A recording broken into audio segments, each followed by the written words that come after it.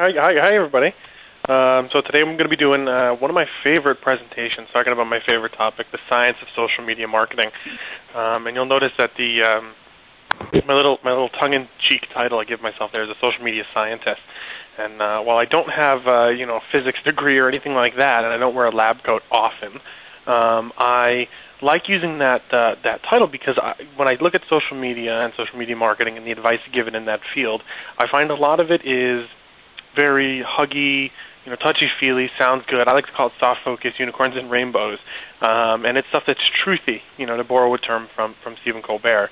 But what I like to do is actually delve into the psychology, the statistics, the history, and the hard data around why people behave like they do online, and what we can, as marketers, learn about that to help our campaigns.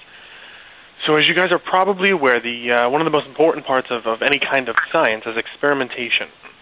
So I have a list of 5 little facts, little tidbits here about retweets, and I'd like to have you guys, if you're on Twitter, if you got a tweet deck or whatever open in another tab or window, is to go ahead and give these a tweet. Don't start it with the @ sign. Don't tweet these at me.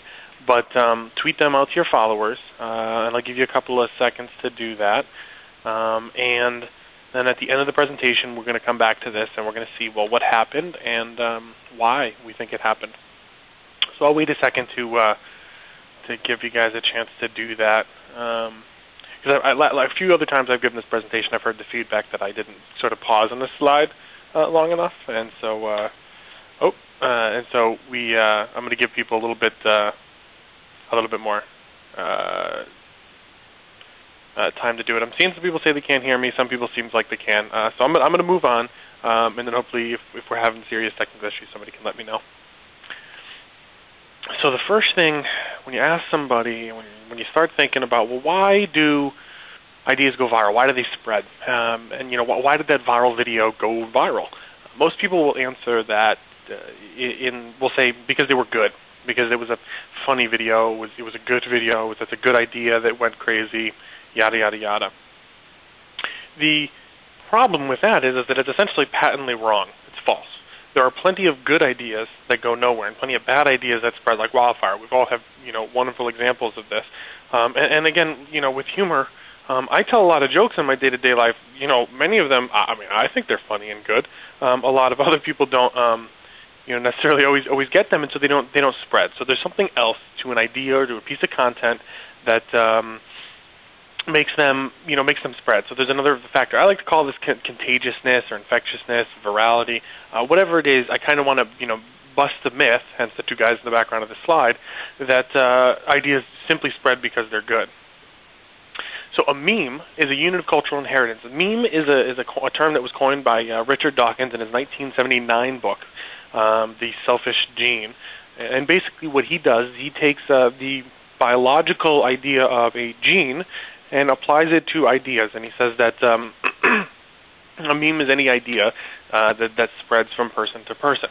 And if you guys remember the movie The Matrix, where the entire Matrix world was composed of computer code, our world and our culture is made entirely of memes.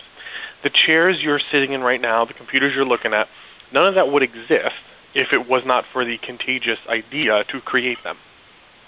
So unless somebody way back in the day had the idea to make a chair, to have something to sit on, and then told other people about it, and they thought it was a good idea, and it caught on and it spread, those things wouldn't exist. So memetics is the study of these bits of cultural transfer, cultural information. And a lot of the science that I refer to and a lot of the frameworks that I use when thinking about these things goes back to Memetics, one of my favorite books. So the Selfish Gene is good. It coins the term meme. That's the one by Richard Dawkins. But I think if you're looking for a primer on Memetics, Susan Blackmore's book, The Meme Machine, is probably my favorite one. So evolution, as you guys may or may not remember from high school biology class, is a situation that happens or a process that happens when there is a lot of variation in a population, and there's competition as well. So the idea is if there are 100 different kinds of bacteria, and they vary quite a bit or a little bit, and then they are all competing for one resource, be it food. variations that are the best are going to be the ones, the best suited to getting that food are going to be the ones that get the food and that survive. And so evolution means that those organisms that are best equipped to handle the competition will succeed.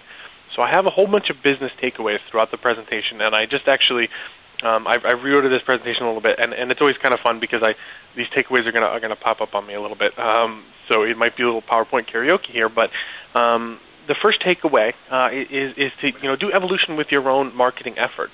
Try lots of different campaigns and ideas, and see what works, and then iterate on that. So if you throw a lot of spaghetti against the wall, you see what works, then really do that thing again. Figure out what about that thing, that second level that you did that worked even better, and then just keep building on that. Kind of create your own version of evolution in your marketing efforts. So this is a R naught. I love saying that too, and I love the little R with the subscript 0.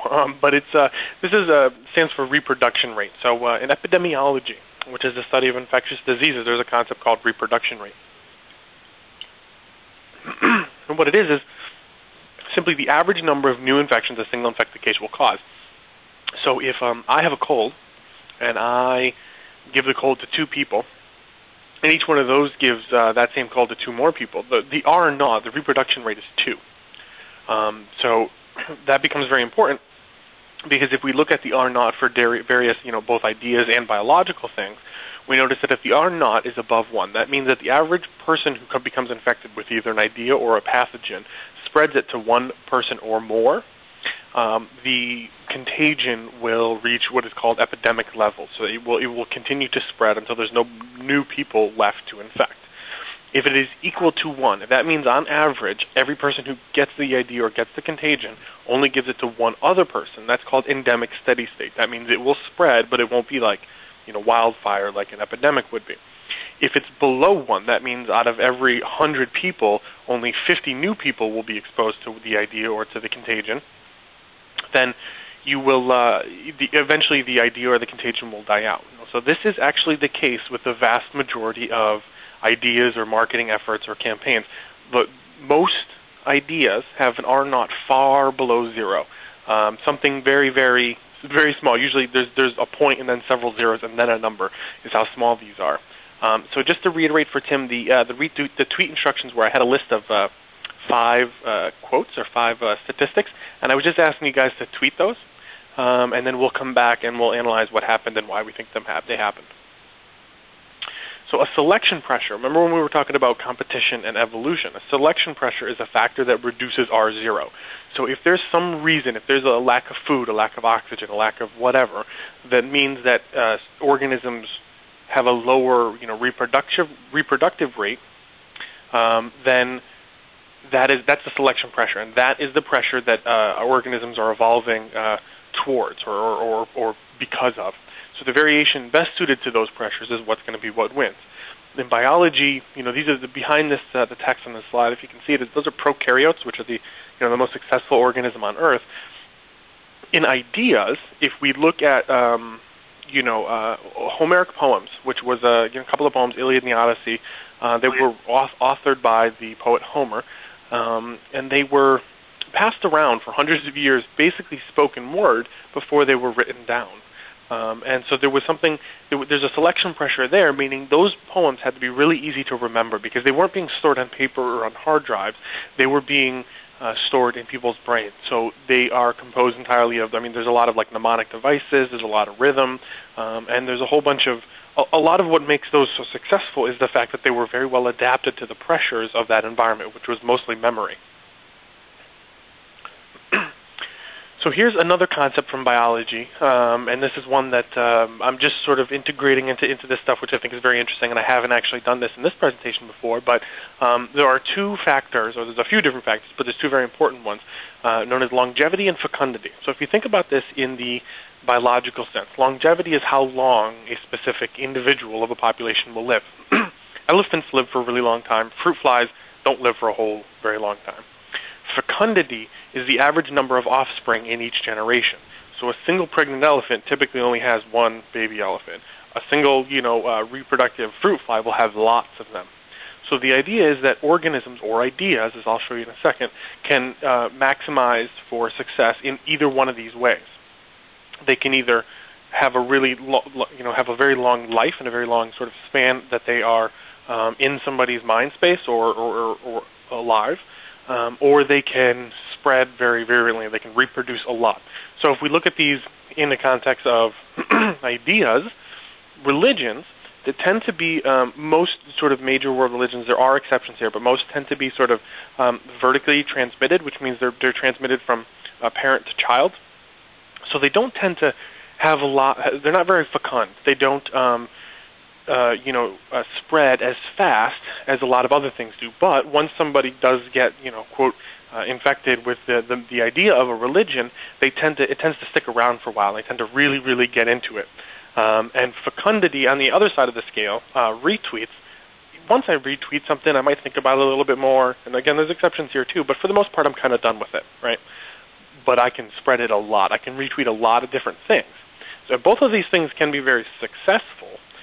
They're just doing it by two different means, right? So when you're constructing your campaigns, you want to keep this in mind and say, okay, well, am I going for something that's going to be very heavy commitment oriented? Does a person have to really put in a lot of time and effort, and is this meme going to really stick with them for a long time? Or am I going to do something that's easy and quick to spread? The Drosophila tweets and on it. That's quite hilarious. So yesterday, actually, at HubSpot, we did this marketing experiment, I guess. Before the Apple tablet was announced, we decided that we were going to give away a few. So when they're released, we're going to buy some and we're going to give them to the winners. And so all you had to do to enter this contest was to retweet a blog post, right? So once somebody did that, they probably will forget about it unless they win one, but they're likely going to forget about it. So longevity isn't really the key here. The key is the fact that it was very easy and quick, and you could reproduce the idea, the meme, the blog post, and spread it to a lot of people very fast. So social exchange is a concept that comes from, I guess, sociology, social psychology, something along those lines. But the idea is that every human interaction is an exchange of values. So in this picture, it's like a guy giving his girlfriend or whatever an iron for Christmas, and she is displeased. But the idea here is that actually, like with Proverbs, for instance, Proverbs that are useful, that tell you, don't go out in the dark, right? Because you might get eaten by something if you're a caveman or whatever. If I tell you that and you find value in what I've just told you, you're going to value my relationship and everything subsequent that I say to you even more. So George C. Homans wrote the sort of seminal work on social behavior, or social exchange rather, and it was called Social Behaviors Exchange. That's the quote with it. So remember, it's not only that people are going to value me more, or they're going to value the ideas that I say, but they're going to interact and they're going to listen to you more. So if your brand is providing people with value, valuable ideas or useful ideas or ideas that they find value from, then they are more likely to listen to you in the future. And then even more importantly, if you can give your followers or your listeners or readers or whatever interesting things to share with their friends, then their friends are going to look to them and put more value on their relationship. So information scarcity. So if something really crazy happens, okay, so yesterday, for instance, with the Apple tablet, it was prior to the Apple tablet being out, there was a lot of rumors, and when it was just first happening, there was a lot of information being spread, right? Now that it's out, the information is still spreading, but I'm less likely to be sent a piece of content about it because it's everywhere. Everybody kind of knows about it. When it was less common or less, when the information was more scarce about it, I was more likely to be sent to me. So if you imagine, it's the weekend, or it's Friday, some big news happens, I'm more likely to be sent content from my friends about that big piece of news than if it happened over the weekend. Everybody hears about it over the weekend. I go back into work on Monday. Nobody's going to send it to me because they're just going to assume that I'd heard about it otherwise. So we're going to get back to that concept, but first we're going to talk about warnings. If you guys think about urban legends, which is one of my favorite pieces of viral content to study is urban legends, because it's just a lot of fun to talk about urban legends, but B, I think there's a lot of lessons that we can learn there. So if you think about most urban legends, it's stuff like don't eat fast food because you might accidentally eat a rat, or don't go with your boyfriend to Lover's Lane because then the psycho killer might get you. That's essentially what most urban legends are. They're I could actually there's a ton of research on this. I think JSTOR has a lot of information on it. You can probably Google a lot of these things. But the urban legends are used to sort of impose social mores and warnings. But Snopes is a great resource for this stuff. But if you look at excuse me. You know when the Twitter phishing scams happened, the DM phishing scams happened, or when the Facebook scams happened? they spread. You know, the actual scams themselves spread quite a bit, but what spread even more virulently is the warnings about these things, right? So everybody wanted to warn everybody else, and the evolutionary basis for this is I benefit. If my tribe is healthier and safer and better, I benefit from that. So I have an evolutionary drive in me, and everybody does, to share important warnings with people that I care for. Humans are an interesting animal, well, for a lot of reasons, but mostly because we are one of the few animals who can learn by imitation and spread ideas by imitation. So what you'll see other higher primates do this, but for the most part, our brains are evolved to the point where we can do this at a much higher level. And so we learn by copying other people and other people's behavior. And we'll explore this concept a little bit further soon, but just remember, imitation is very key to this, this whole why information spreads. And here's part of it. Social proof. If you ever heard of Robert Cialdini, I think he just gave a great presentation at Affiliate Summit, but he's really well known for this concept, for popularizing this concept of social proof. And the idea is that we value things that other people value, and here's a quote from Robert, because they value them. And so we assume that they know something we don't know, or they, know something that we wish we knew. And so when other people do things, we imitate them, because that's the best way to learn more without putting ourselves at risk. To go back to evolutionary theory, there's a concept called cheap imitators versus costly optimizers, and the idea is that evolutionarily speaking, it's probably about the same value-wise for an individual to go out into his environment and learn which berries are safe to eat by eating a ton of them, as it is, and it's probably much safer to do this other part, the second part here, which is to follow the guy who's doing that around and figure out which berries are safe to eat. Right, so we have to remember that humans are there's a lot of value in us imitating other people and relying on social proof. So when you're doing a blog post or when you're building a new blog, if you have a tweet button, the retweet button from TweetMeme, and it says that there's 5,000 other people have retweeted this article, what does that make you feel about that post? Does that make you think it's more or less valuable than another post that has 5 tweets on it? So information cascades is when social proof gets taken to the next level. If you imagine a line of people on a street, and they're in a new town they've never been to before, and they're really hungry, and there's 2 restaurants on this street, Restaurant A and Restaurant B, very creative names, very innovative restaurants, and they the people in the line have to decide where they're going to go to eat. So the person first in line knows nothing about either one of these places, so he just randomly picks, all right, I'm going to go to A. I don't really know anything. I have no clue. I just randomly picking, whatever. Person 2, and so person A lines up outside of restaurant A. Person 2 looks at the 2 restaurants and sees that there's one person in front of restaurant A. Well, he doesn't know anything about these either, but he assumes, well, the first person picked restaurant A. That must got to be the best one. So they line up in front of it. The third person in line now sees 2 people lined up in restaurant A. So it's a no-brainer choice. Of course, I'm going to go to the one with 2 people in front of it. That's the best restaurant. So as the people decide down the line, they're going to get, the signal that restaurant A is better than restaurant B is going to increase. Of course, in that example, there's other things about, nobody wants to wait in line. But on the web, if I go to an article, I'm the first person to see it, I retweet it, all of a sudden that post's perceived value is raised because one person has tweeted it, so now the second person retweets it, the third person, and so on and so forth. As social proof gets piled onto a specific post or a specific content or piece of content or an idea, its value is raised, and it cascades more social proof. Information voids, on the other hand, plays into that information scarcity thing.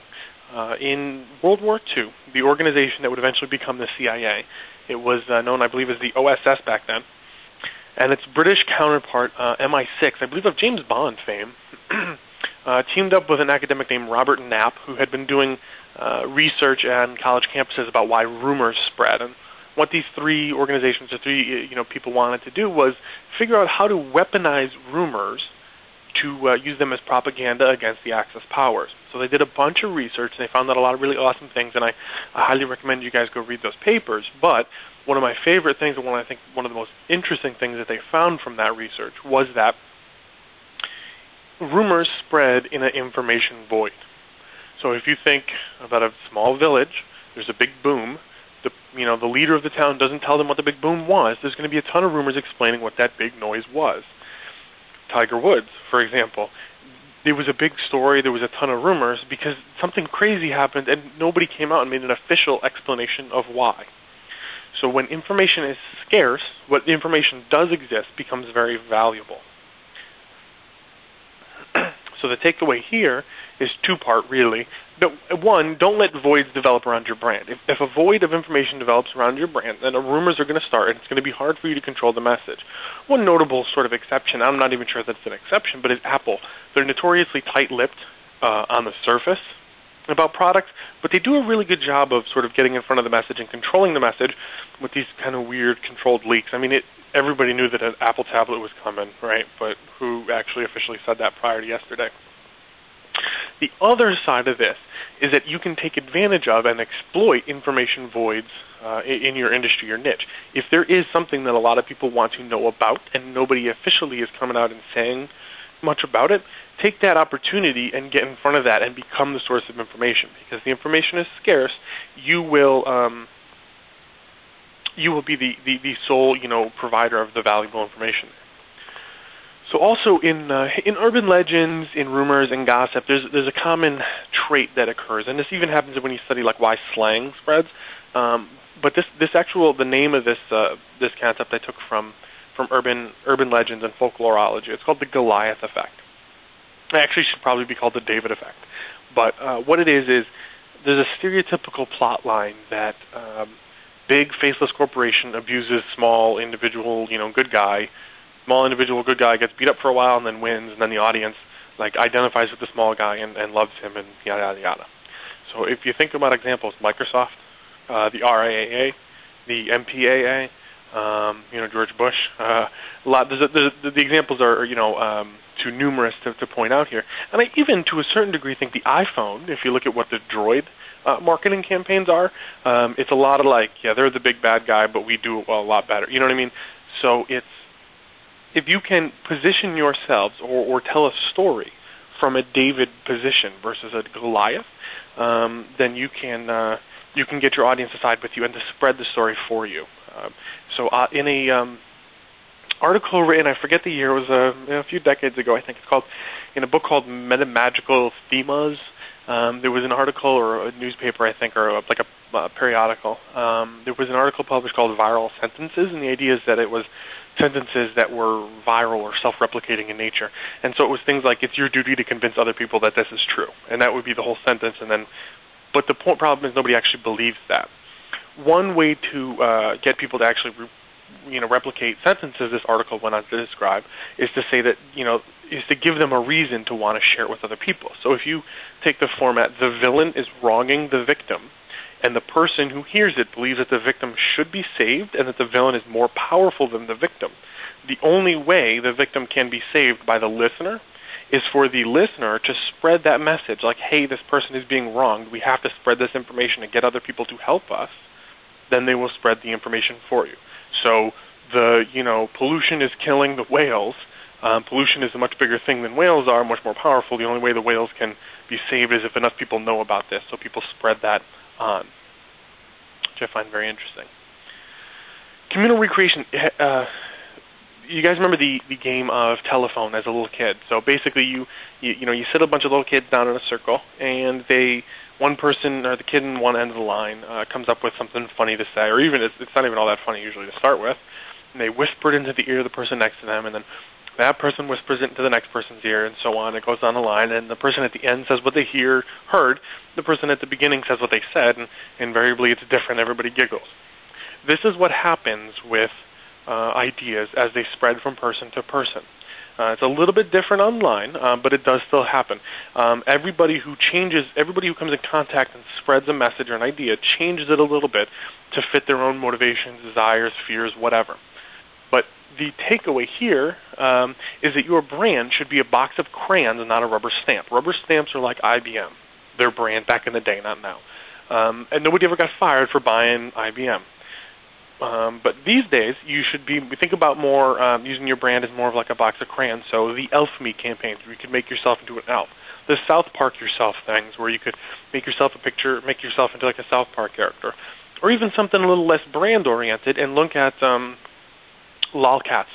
And in the lolcat, it's a structure that is changed and communally recreated by everybody who touches it. So your brand should be a little bit more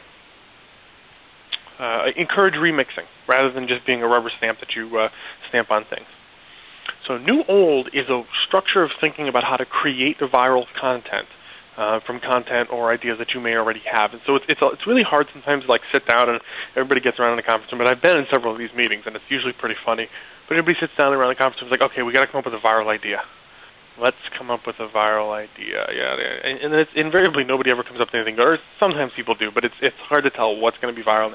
So a lot of the work that I do is to come up with structures and ways to think about how to do these things, so that we're not just sitting around trying to come up with viral ideas, because that invariably gets to come up with good ideas or funny ideas, right?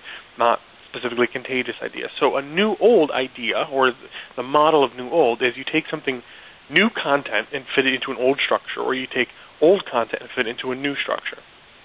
So if you guys have ever heard of steampunk, what that is basically people make fake devices like laser guns, space age technology, but they make it out of steam era equipment.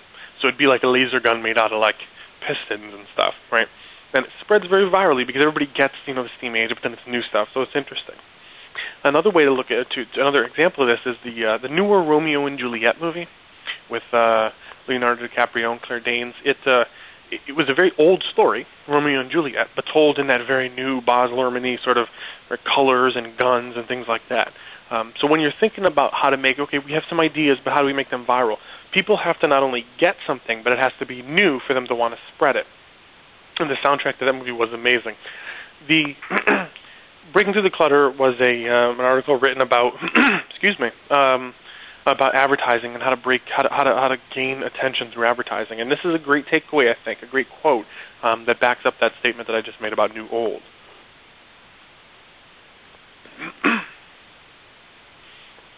So, for the second sort of half of my presentation, I'm going to break down what I like to think of the funnel of viral marketing.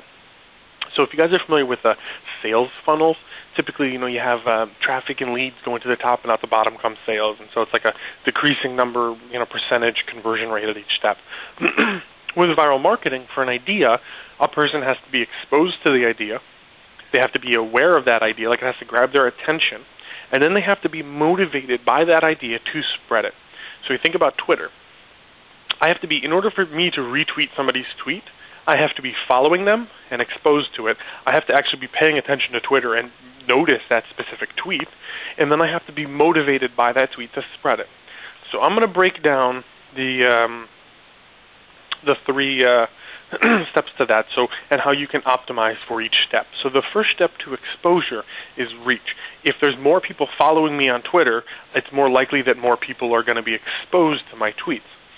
So when you're talking about viral marketing, the first step is called seeding.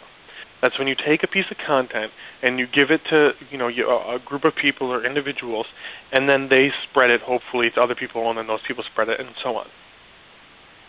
Duncan Watts and Jonah Peretti wrote a great paper called Big Seeds, in where they took a viral, it was actually a banner ad, which is a little weird, but it was like a viral ad where people could put in an email address and send it to their friends, essentially.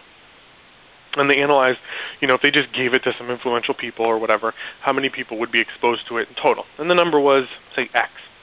And then what they did is they took that same campaign and bought a whole lot of media placement for it. So they paid for 100,000 or whatever number of impressions for it, and so it gave it a much bigger seed. And of course, the idea spread much further. And the reasons for that is just simple math. So if you remember R0, that's the reproduction rate that I talked about before. If you take one example, if your seed is 10, like the first generation of people you expose to your idea is 10 people, and your R0 is 0.1, which is actually kind of high for most ideas. Most ideas, their reproduction rate is far lower than this. If you let R0 equal 0.1 and you expose it to 10 people, your second generation is only going to be one person. Your third generation is going to be less than one person. Your idea has died, and 11 people have seen it, or 11.1 people have seen it. Instead, if you expose it to 100,000 people to start with, it's going to die out eventually because R0 is below zero, which means that it's not epidemic or endemic steady state. But far greater numbers of people down the line are going to see it. So when you're seeding your stuff, you want to expose it to as many people as possible. That sounds, or it's easier to say than it is to do. But the idea is that getting more followers on Twitter is good if you want to spread your ideas. Okay. The other side of that coin, of course, rather than just getting sheer numbers, which can be difficult sometimes, is to go after influencers. And these are people who are share content more frequently and with more people than the average. So I did a survey. Now we're getting to the graphs and stuff, which I totally love. I did a survey a little while ago, and it was I asked people a bunch of questions about why they shared content online, how much content they shared online, whatever. And I did this a while ago, and this was when Twitter was. It was there. There was a bunch of people using it, but it wasn't exactly as mainstream as it was. So basically, the people who were on Twitter at that point were pretty bleeding edge, social savvy, social media adopters. And so the difference here is I graphed, in red. The red line is people who frequently used Twitter back then. The blue line is people who did not use Twitter. The people who were on Twitter, the people who are savvy social media users and early adopters, share content more frequently and with more people than those who are not savvy social media people. So this is just one way to identify influencers, and I think this is a very useful way to identify influencers because, I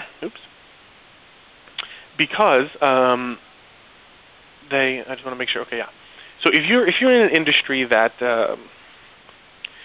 you don't really think at the face of it has a lot of social media activity. It's not a hotbed for social media geeks. Like say you're selling chain link fencing, right?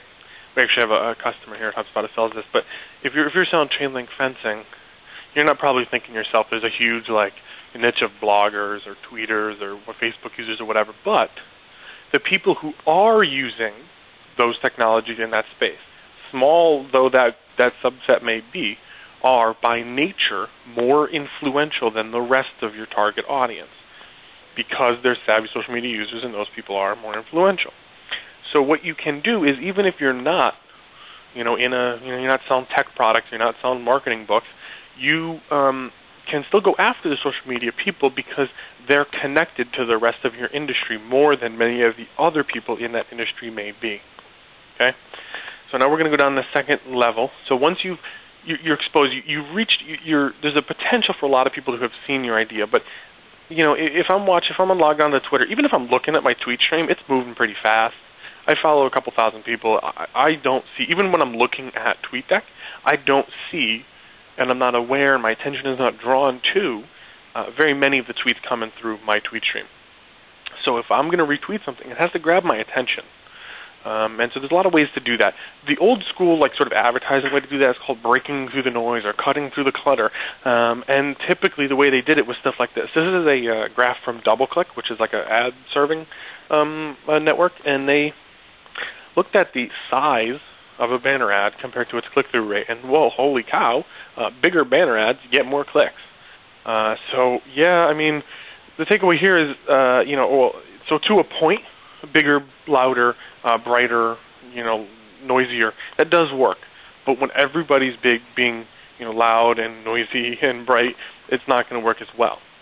Another way to think about this is selective attention. So if you've ever been to a noisy cocktail party, and you can't really, it's hard to even hear the person standing in front of you talking some of these things, right? Or if you're at a club and you're like, everybody's dancing around you, whatever, and there's loud music, and you're trying to talk to somebody, it just doesn't work, right? But somebody across the room can say your name, and your ears perk up. It's called selective attention. Humans, our senses, pick up far more information than our brains, our conscious minds can actually process at any given moment. So we've evolved to have very sophisticated filtering mechanisms to filter out what's important and what's not. And one of the key triggers is sort of personalization. When I hear my name, or I hear something that I'm specifically very interested in, I'm going to pay more attention to that.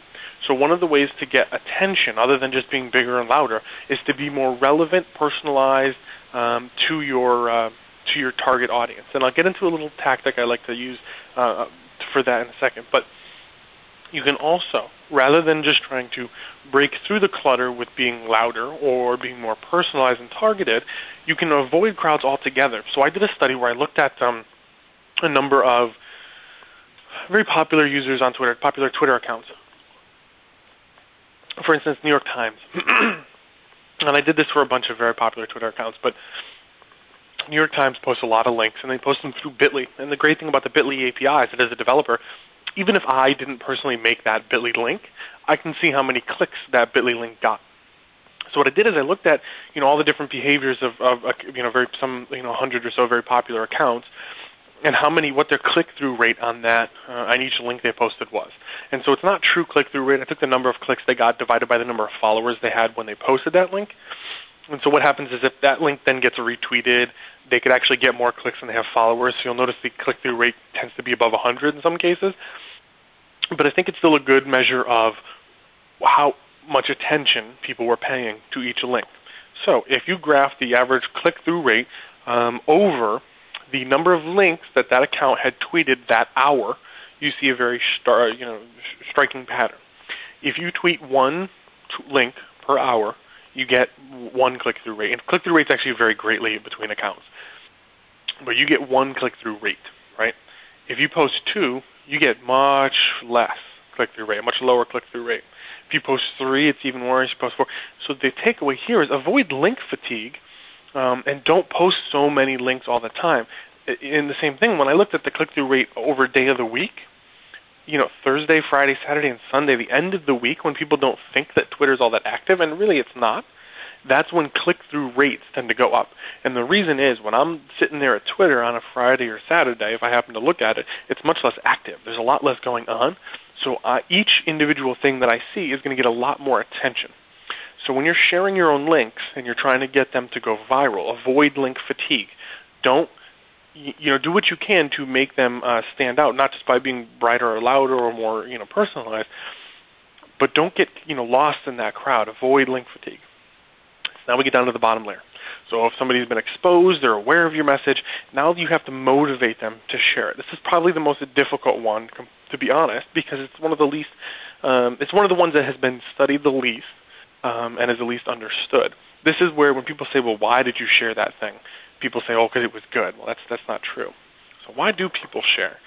So I have a tool that I built called TweetPsych.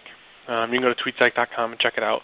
And it's based on two linguistic algorithms, which I did not create. These are both works of academic men much smarter than myself. But basically they look at words and how often you use certain classes of words to generate psychological traits or profiles. So what I did is I looked at a random selection of tweets. So these are mostly not retweets, and that's the red line, the red lines. And then I looked at retweets, which are the blue lines, and I saw that which sort of psychological or linguistic traits led to more retweets or were found in more retweets than in normal tweets. And what you notice is most of them are pretty similar, right? Abstraction is not, you're not going to get a lot of retweets doing abstract stuff because people abstraction is hard to understand. I'm really bad with abstract concepts, and so people don't really, and then sound and vision, I don't really necessarily care what you're seeing unless it's a plane in the Hudson, but 90% of the time it's not going to be that. The one thing that did get a lot of retweets is social behavior. So saying I, me, or not me, but we, or you, or being inclusive, or talking about us, does tend to get a lot of retweets. And also in some of my later data, it does tend to get more followers as well. So when I also in that same survey that I talked about before, I asked people why they shared content, why they would, this is individual, so this is like, why did you IM that link to a person? Why did you email that link to one person? And you notice that humor is there, but it's a low, low second compared to personal relevance. So in this part of the survey, people said things like, it seemed right up my alley, or it seemed right up that person's alley, or it made me think of such and such. So it seemed like it was custom made for that person. And when we ask why people do one-to-many sharing, this is like, why would people would tweet a link or blog a link or send it to an email list or whatever, the answers were roughly the same, or the number one answer was roughly the same, and then it was audience relevance. Well, I knew my audience would really like this, or they would be really relevant to what my audience is interested in.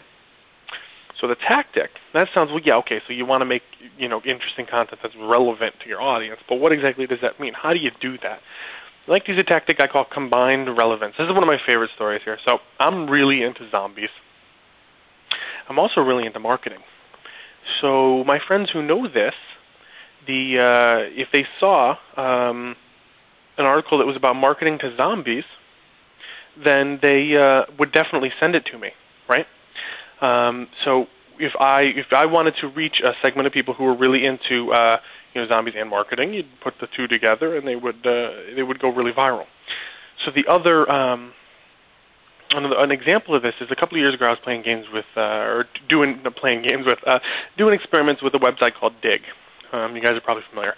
And so what I did is I had this idea in a shower one day, actually, is that what if I mixed USB devices with absinthe spoons? So what I did is I photoshopped a USB drive onto the back of an absinthe spoon, made a quick website, usbabsinthespoon.com, put up this cryptic message. They said we couldn't do it, and now we want to know why you're cool enough to get one of these spoons. In 24 hours, there was 500 comments. It had made the front page of Dig. It had gone to Gizmodo and Gadget. They'd all covered it. I was getting calls from small-town news television stations that wanted to do a weirdest gadget segment. And every year, or every once in a while, it's listed on 10 stupidest USB gadgets websites or lists. And the reason this went viral was because there are two seemingly distinct or separate interests: people who are into absinthe and people who are geeky and into gadgets. But it turns out there were a lot of people who were in both groups. So when I see something, and I know one of my friends into both those things, it seems like this content was made specifically for them, right? It was, combined relevance. It was specifically geared towards that person, right? So what do people share? And again, just to reiterate, because I'm in this motivation section, and the idea is that, if you just, love your customers, or be yourself, or be authentic, or make good content, that's going to go viral and people are going to like that. That's not advice, right?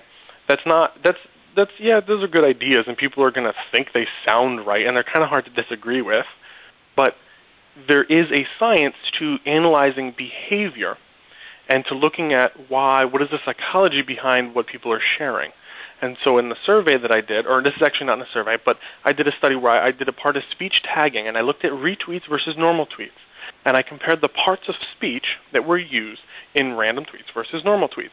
And what I found was that retweets tend to be more noun-heavy. They tend to be third-person verbs, and they tend to be a lot of nouns. So they tend to sound like newspaper headlines, right? It's about things doing things, not necessarily about what I'm doing. So, being yourself and talking about yourself doesn't really do a whole lot. You want to present, news, came out of this survey, is one of the best things to share, that people will share, one of the most viral pieces of content. News, when you ask, and the three lines here, the blue line is high-frequency individual shares, so that's people who share very frequently content online, very influential people. The red line is people who share with more people than others, and then the green line is just everybody in the study. But what you find is that news or humor, rather, which is what most people think of first, right, when you think of viral content, viral videos. For very influential users, that tends to be third, right? the things that come before that, and the thing that's most viral is news. If you can be the first person to break a piece of news, and again, that's easier said than done, but that will go viral. If you think about all the celebrity death hoaxes, every time some celebrity fake dies on social media, and it spreads like wildfire. This is a favorite quote of mine. One of the things that I've studied as far as a sort of social, communications is gossip. And gossip is just news running ahead of itself in a satin dress. News spreads because it's basically gossip that's been confirmed. I also looked at novelty, so how often specific words occurred in both retweets and normal tweets, and I found that words that occurred in retweets tended to be more novel. So uniqueness and novelty is also very important. I also looked at which phrases and words tend to be the most retweetable. Talking to your users and asking them, please retweet, tends to do very, very well. You can go through this whole list. I could spend probably an hour just talking about this one. But the good takeaway there is don't forget calls to action. If you ask people to please retweet something, you notice number 11 here is please retweet, they will retweet what you're asking them. It does work. It's a little cheesy. People will disagree with it, but it works. The flip side of that coin is just being yourself on Twitter, right? You just talking about you're going to the game or you're laughing or you're bored or you're sleepy or you're tired or whatever. It's fun, but it's not going to get retweeted, right? Talking about yourself doesn't work. So this is actually a graph that I just published today on my blog, and this is using, again, that TweetPsych analysis, and I looked at all the different factors that indicated somebody was talking about themselves. They were being themselves on social media. As users tend to get, and I compared that to the number of followers, users with more followers tend to talk about themselves less. Okay? So just being yourself doesn't really work. Don't talk about yourself so much. Be yourself, be authentic, sure. Don't trick people and deceive people, because if they catch you, then you're going to get in trouble. But that's not to say that stuff doesn't work. And again, just to reiterate that point, when you look at it, on a scale of retweets versus normal tweets, again, self-reference is the least retweetable form of content there is. So we're coming up on the end of our time. I'm going to leave some time for some Q&A. So we did an experiment at the beginning. If you guys tweeted those things, post in the chat and see, did you get some retweets? I don't know if anybody got some retweets. Oh, yeah, and leave room. I don't tend to cover this one because that's a lot of people know that. You have to leave room. And with the new retweet format, it doesn't really matter so much. So the idea of leaving room for retweets is that if you have a 140-character retweet and somebody tries to retweet it, they have to add stuff to it. So it's going to be harder for them to do that. The new retweet format doesn't matter. So if you did get retweets from our experiment earlier, the reason was that it was news-ish, right? And it was news. You also talked about retweets or about contagious content. So it was an implicit call to action. You didn't necessarily say, please retweet this, but you brought up the idea of retweeting in somebody's minds to get retweeted. So we got a question from any tips on email communications? Yeah, the personalization of email is really important. Some of the studies on open rates have been done. If you personalize content to the people who are getting it, they tend to open it more. But as far as content spreading, a lot of the tips that I mentioned in other forms of content will definitely apply to email. So you can if you do that combined relevance kind of stuff, if you find, influential people to email, that stuff still also does very well. So that's the book. You guys probably know all about that stuff. Go buy it if you want to. Thank you. And then I think we'll do some Q&A. So here we have a question. It's kind of hard for me to read these. How will all of this affect the growing population of aging baby boomers? Or physical factors to consider? Tiny cell phones. I'm not so, I don't know that I'm probably the best person to talk about that, although, anecdotally, I used to, when I first started using computers, I would sit really close to the monitor, and I would have the font, the resolution set up really high, so everything was really small. Everybody would say, you're going to need glasses. So no, I'm not. And actually, I do have to wear glasses now to use the computer. And yeah, Ed, I talk about history quite a bit because I think that history has been, the web has only existed for, 10, 14 years. Most of the way that we share ideas online is based on the thousands and thousands of years prior to that, and I don't think people are listening to the lessons that pre-web social communications can really can really help learn what to do online. I don't know how the chat stream can be available. Maybe somebody from O'Reilly can help me out with that. Can you discuss what your thoughts on the future of social marketing and niche social networks? I'm not such a big fan of niche social networks. I think niche social networks inside of bigger social networks. I don't think Facebook has jumped the shark. I think talking about Facebook in a marketing context or as a journalist context has maybe jumped the shark because people aren't doing it as much. I think the future of social marketing, one of my favorite sort of predictions for the next year or so, is that the line between online and offline is going to be completely eradicated, or it's going to be eradicated further than it is now at least. With ubiquitous mobile phones, with Foursquare, the offline is going to be important again, and we're going to be networking in a much more sort of augmented reality, blended sort of way. How do nonprofits using social media or social networking for fundraising? Nonprofits are a great thing to use social networking for because, again, when I talk about like the Goliath effect and the idea that villain is wronging the victim, one of the best things you can do is say, well, we're a nonprofit and we're trying to tackle this issue. It's a lot bigger than we are, and we need your help. We need you to help spread the idea, and that's a great motivator and a great call to action to help people or to get people to spread your content for you. Appropriate number of times to post the same tweet. Twitter says you shouldn't post the exact same tweet more than once, but what you can do is you can take pull quotes or little bits of facts from each post and post them through different times during the day. I've never had anybody really complain about me doing it. I don't do it like a ton, but I haven't heard people complain a real lot about doing that. Guy Kawasaki does it quite a bit, so I don't think it's a big deal. So niche social networks, my problem with niche social networks is that why would I go to a second social network, spend the time setting up a profile, a new profile, importing my friends, figuring out which one of my friends are on there. It's probably going to have lower critical mass, so I'm probably not going to be able to find all my friends that are on this other site, whereas I could just go to a niche social network inside of Facebook, like a Facebook page about that same topic, where I can forward it to all my friends because they're already on Facebook. And I can do all these things without setting up another profile. I can do all the same features within a larger social network. Let's see, any other questions? How much time should a small company dedicate to social media marketing? No, I think it can be a full-time job, sure. I think the better way to think about it is to try to infect your entire organization with a content or social media mindset. So they should be doing, content creation about what they're already doing. So if they're going through their daily job and they're coming up with some interesting problem, interesting thought, they can write a blog post about it. They can, they can write a tweet about it. They can do things. So rather than just have one sort of social media czar, you should try to get as many people of the organization into social media. But, a lot of organizations do need somebody to come in and teach everybody how to use social media or to help manage it. So I'm not saying I'm against a social media person as a full-time role, but better to think about it as getting everybody to do it. Social media content management and scheduling tools. I like Hootsuite. The guys behind that are awesome.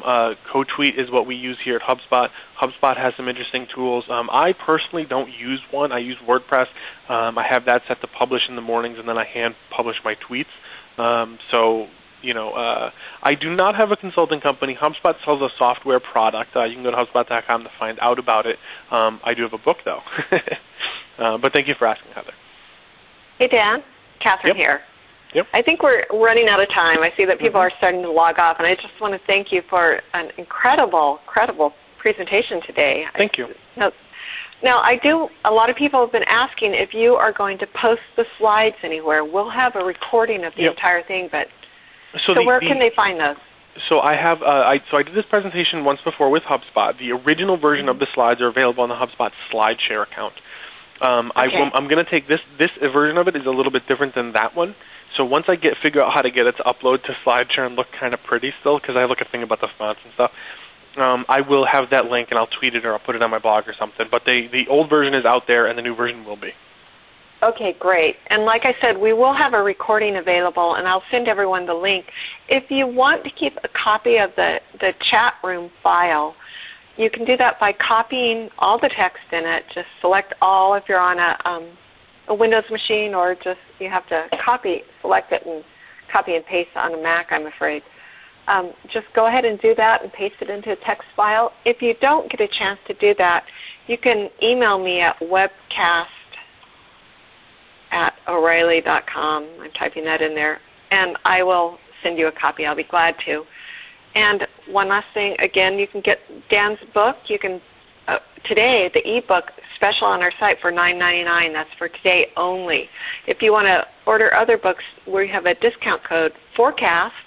I just typed that in there, the numeral 4, CAST. And thanks, Marcy, for putting that in there. And you can, that gives you 40% off your book purchase or 50% off ebooks on the O'Reilly site. And it's not O'Reilly UK. Sorry, takes so long for that. Dan, thank you so much. Absolutely, thank you. I want to thank everyone for joining us here, and hope you'll join us again. I'm about to close out the room now. Thanks, everyone. Bye-bye. Thank you, everybody.